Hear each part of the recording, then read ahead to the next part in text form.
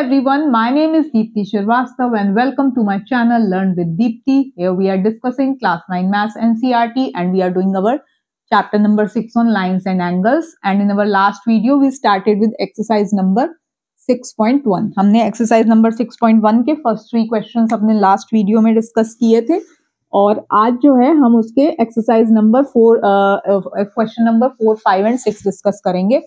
तो question number 4 में आपको एक ऐसी फिगर दी गई है कि एक पॉइंट है आपका Q और उसके अराउंड ये कुछ एंगल्स बनाए. एक ये लाइन है AB, एक लाइन है और AB आपको एक लाइन दी गई है और CD भी ये से बनाया गया है.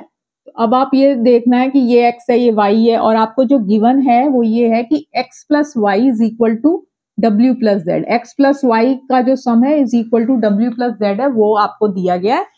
आपको प्रूफ क्या करना है? प्रूफ ये करना है कि भाई AOB जो है, AOB इज अ लाइन. ठीक है, अब AOB आपको ये बोला गया है कि भाई AOB जो है वो एक लाइन है. ठीक है,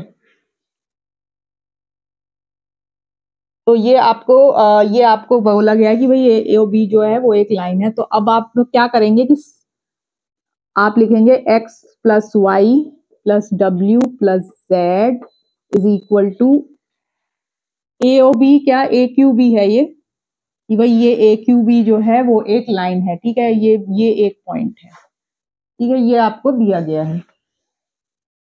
अब X प्लस वाई ये सब क्या है? 360 डिग्री के इक्वल है. क्यों होते हैं?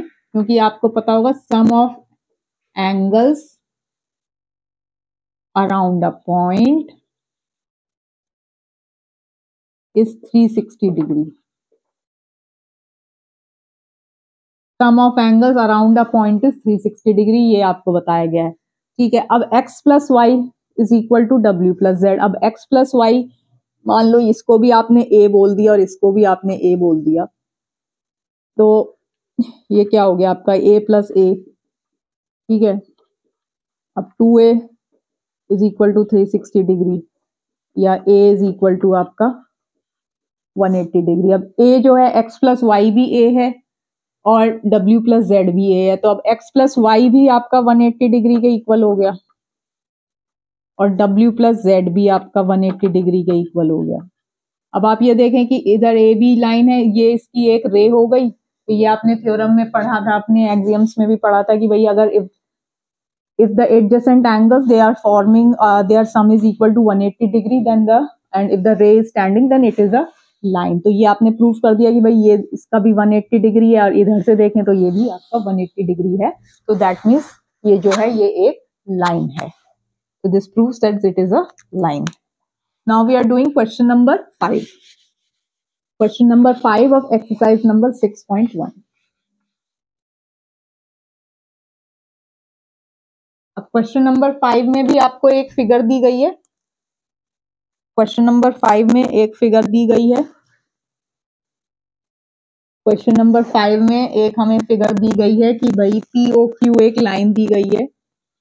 ये आपको एक लाइन दी गई है POQ, ये एक लाइन है. यहाँ पर एक तो 90 डिग्री का एंगल बना दिया है, ये एक 90 डिग्री का एंगल है, ये एक 90 डिग्री का है और एक रे ये बना दी है OS वाली, OS. तो POQ इज अ लाइन. तो उन्होंने बोला है कि POQ जो है वो एक लाइन है. रे OR इज परपेंडिकुलर. OR जो है it is perpendicular to the line POQ. और परपेंडिकुलर आपको पता है कि अगर ये 90 डिग्री का एंगल है तो we will say that this line is perpendicular to this line. ठीक है, QS is another ray lying between rays OP and QR.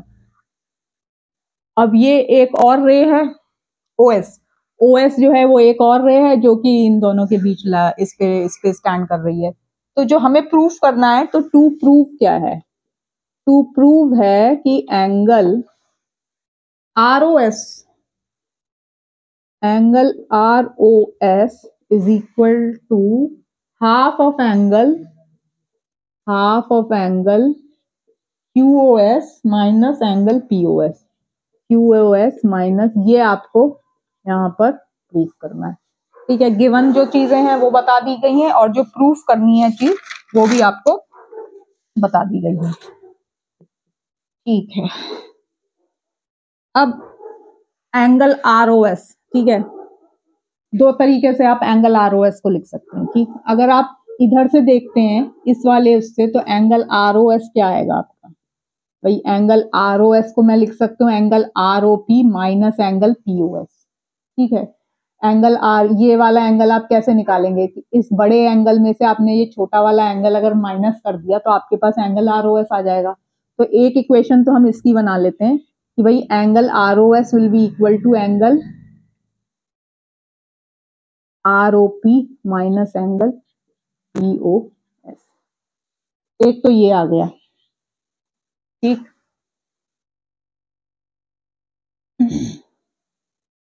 तो angle ROS is equal to angle ROP minus angle POS। और एक आपके पास आ जाएगा कि भाई एंगल, अब इसको आपने यहां से निकाला, इसको आपने यहां से निकाला तो क्या है आपके पास, अब एक बार एंगल ROS को हम कैसे लिख सकते हैं, इस बड़े वाले एंगल में से इसको माइनस कर दो तो ये आप लिख दोगे angle QOS minus angle ROQ। ठीक है, अब क्योंकि ये एक रे है तो अगर ये 90 डिग्री है तो ये लीनियर पेयर बनाएगा, तो ये जो पूरा होगा एंगल ROP भी आपका 90 डिग्री ही होगा। क्यों होगा, क्योंकि अगर ये पूरा लीनियर पेयर है तो ये 90 प्लस इस angle ROP will be 180 degree, 180 में से आप 90 माइनस करेंगे तो आपके पास 90 डिग्री आएगा। ठीक है, तो आप इसको ऐसे भी लिख सकते हैं कि भाई एंगल ROS, ये वाली इक्वेशन को ही लिख रहे हैं, angle ROS is equal to 90 degree minus angle POS। ये आ गई इक्वेशन नंबर 1। ठीक है, दूसरी आपकी आ रही है angle ROS is equal to angle QOS minus ROQ। ठीक है, अब ROQ आपका क्या है, 90 डिग्री है, तो angle ROS is equal to angle QOS minus 90 degree. ठीक है, अब हमने क्या करना, हमने ऐड 1 एंड 2 कर दिया, ऐड 1 एंड 2, क्योंकि हमें ROS की वैल्यू चाहिए तो हम माइनस तो नहीं करेंगे, हम प्लस करेंगे इनको।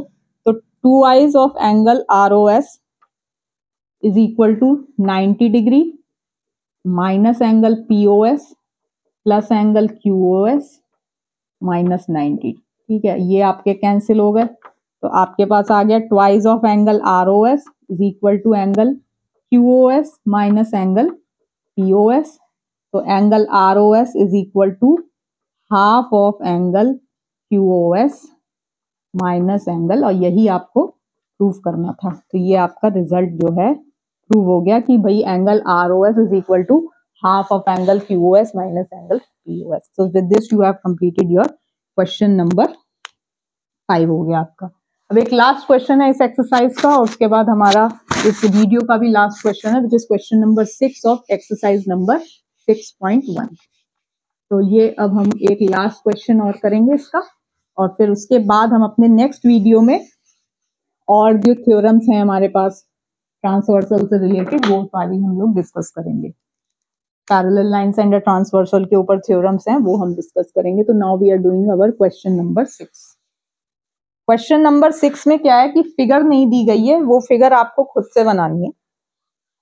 आपको कुछ चीजें दी गई हैं और उन गिवन चीजों से हम फिगर ड्रॉ करेंगे। तो एक तो गिवन है कि एंगल XYZ, आपको एक एंगल दिया गया है XYZ is equal to 64 degree. ठीक है, and XY is produce to point P।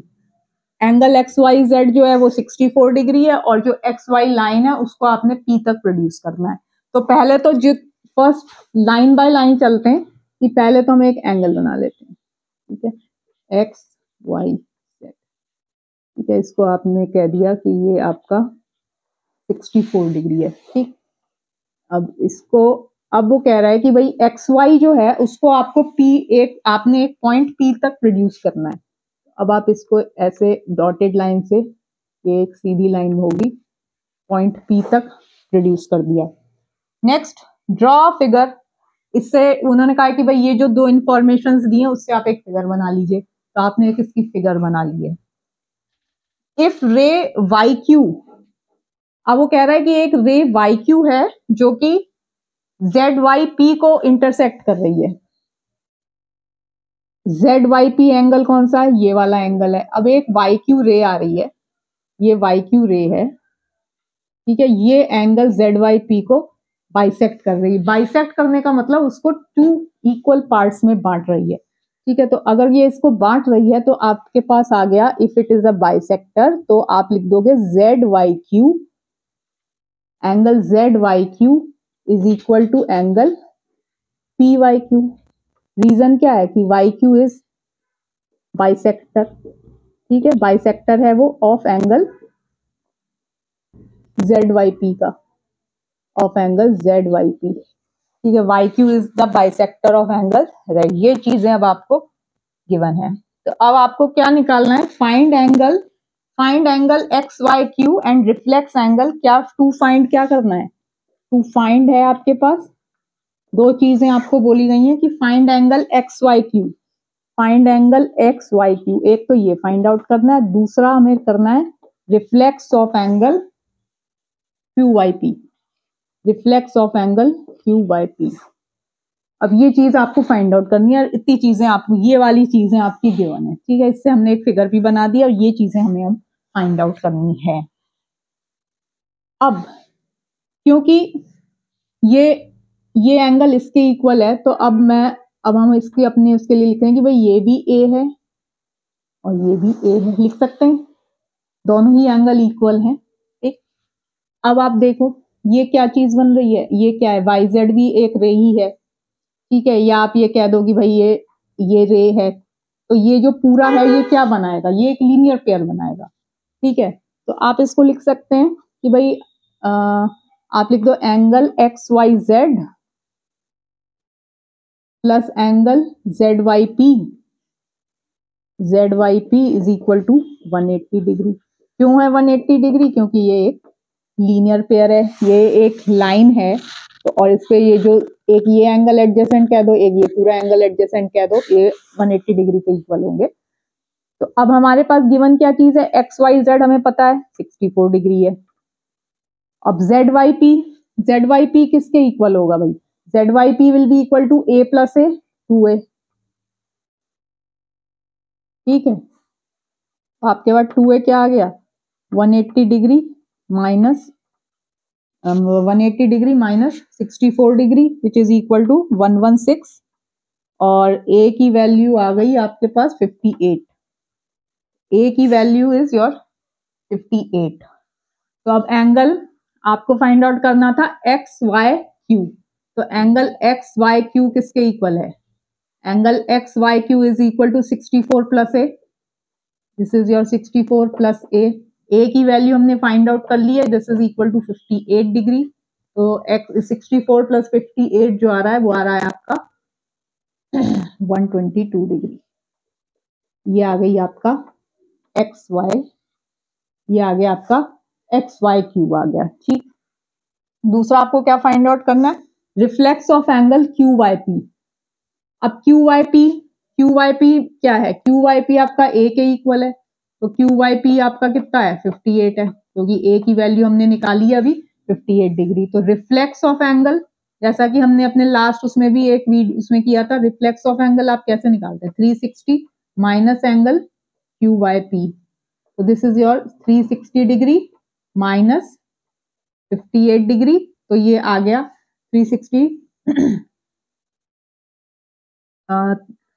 Q reflex of angle आपको निकालना था क्यू वाई पी का ही, है ना? हाँ, तो रिफ्लेक्स ऑफ एंगल आपका आ गया ये